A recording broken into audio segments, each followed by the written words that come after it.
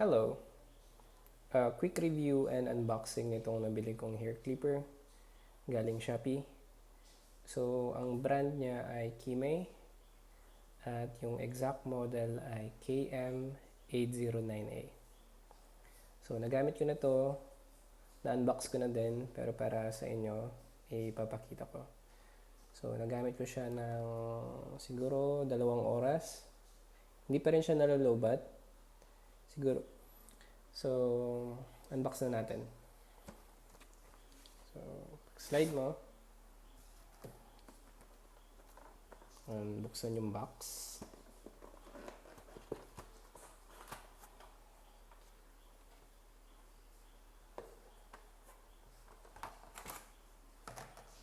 Okay. Kita mo agad yung product. So, itong manual, basahin nyo bago i-operate yung machine. Tapos, itong hair clipper mismo. Tapos, may mga libreng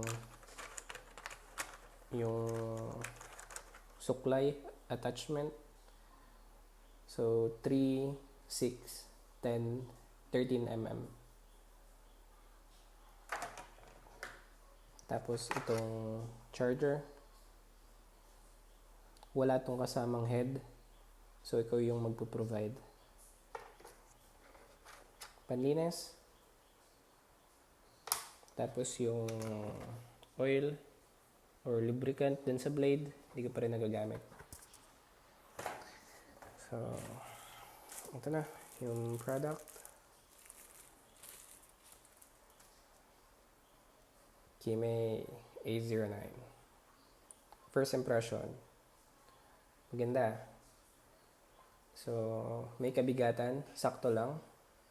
Sa handling naman, saktong-sakto sa palad ko. So, kung 2 kamay, sobra na. 1 kamay ito. Sakto mag-yan. So, kahit magalaw yung kamay mo, hindi mo siya mabibitawan. So, maganda. Kasi medyo din may hukay-hukay dito. May paalon saan nakapwesto yung ano mo, yung mga daliri mo. So, yung design, very straightforward. Ito yung on and off. Pero walang level nung lakas ng motor.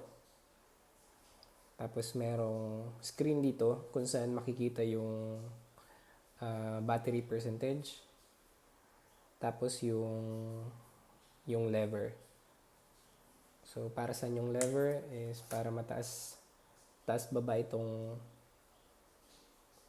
blade. Okay. Tapos yung quality naman maganda.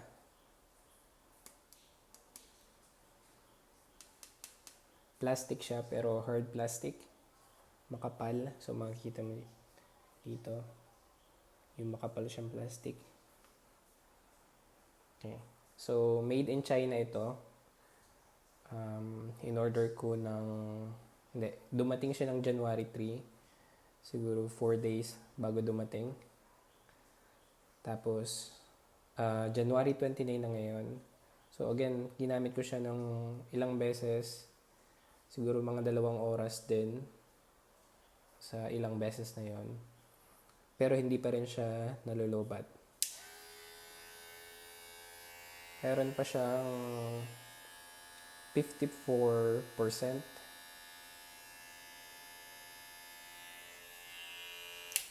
So, hindi nagbabawas yung battery niya kahit nakastock.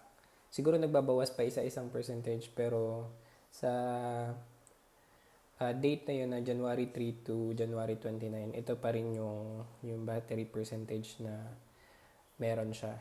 So, maganda yung battery. Sa blade naman, matalim. So, nag-try na ako mag-trim ng buhok gamit yung 13 mm and nagustuhan ko siya. So, nakatipid na ako kasi mahal na yung pagpapagupit ngayon, di ba? So, yung ginanto ko lang. Ganito. Patayo, hindi pa ganito. Disclaimer pala, hindi ako nagugupit. or may training sa paggupit. Pang sariling gamit ko lang to. So, yung opinion ko lang yung mabibigay ko sa inyo. So, yung produkto mismo maganda, quality, matalim, straightforward yung design, matagal malobat. So, doon pa lang sulit na.